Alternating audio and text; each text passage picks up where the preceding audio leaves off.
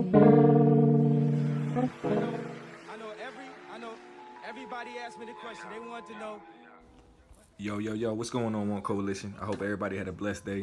I hope today was very productive for each and every one of you. Shout out to everybody who support the channel. Blessings to you and all your family and stuff like that. I was scrolling through my comments and one of my subscribers, been a rider, you know what I'm saying? Salute to you, Fitawari Fitness. Salute to you because he asked me, did I know about Martin Delany? And I was like, you know what? I heard Martin Delany before, but I didn't tap in to do the research for him. You had people who were FBA before they were like what FBA has turned into now. These were foundational Black Americans, even to go back to the Americo-Liberian people who were foundational Black Americans. Americo-Liberians were the people who were freed slaves and went back to Africa. You know what I'm saying? Went back to Liberia, but where they messed up at a little bit was when they took the same teachings of the colonizers and took it back over there and enslaved the native people. And that's where the Civil War happened over there based off that. And the Civil War happened in plenty of the Western African countries due to the Europeans' teachings and the way they taught us to oppress and taught us that we were different, and we really weren't different. The same thing that's going on right here domestically. You got an FBA group who's saying that they different from Africans and Caribbeans, but truth be told, we're all the same people. Martin Robinson Delany was born May 6, 1812 in Charlestown, Virginia, but that was before Virginia and West Virginia became their own territory. So Charlestown, Virginia turned into Charleston, West Virginia. And he was a physician, you know what I'm saying, at the time. But what happened was he was a physician assistant, and he started treating cholera and stuff like that. So in fear of him being affected with this pandemic or whatever you want to call it at the time, which was another disease put here to affect us, you know what I'm saying? He went and he left there. He went to Pittsburgh, Pennsylvania, where he was pretty much like, where he set his foundation at. During 1839, he went to the South, but then he returned to up north to Rochester, New York, and that's when he linked up with Frederick Douglass, and I'm sure all of you know who Frederick Douglass is. That's when he was admitted into the Harvard Medical School, and it was him and three other brothers, or it may have been a sister in there with them. And after a few weeks, you know, the white people started protesting, so kicked them out of there. So he was like, you know what? We don't belong here. Let me take my talents to Liberia. Let me go overseas to Liberia, because the ACS is already here starting this movement to take our people back. And that's around the same time Garvey was starting this movement too, to go back home.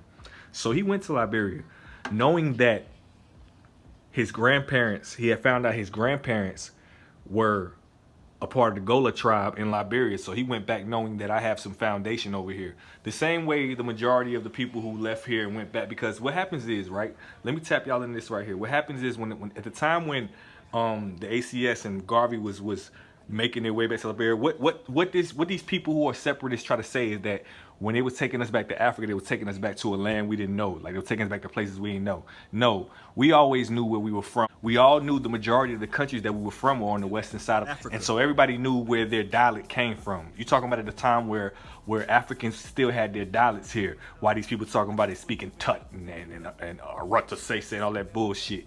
Now we had our dialects. And the only foundation of people who kept those dialects over here were the Geechee people.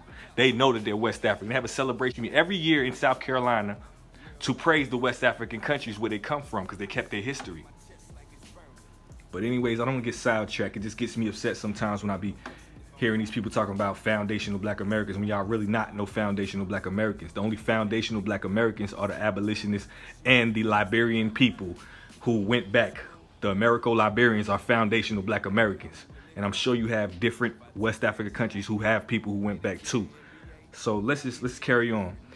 Delany came back. He came back to the United States and he joined the Army. He was a field grade officer in the Civil War. You know, so where he fought with the Union, the Freedmen's Bureau.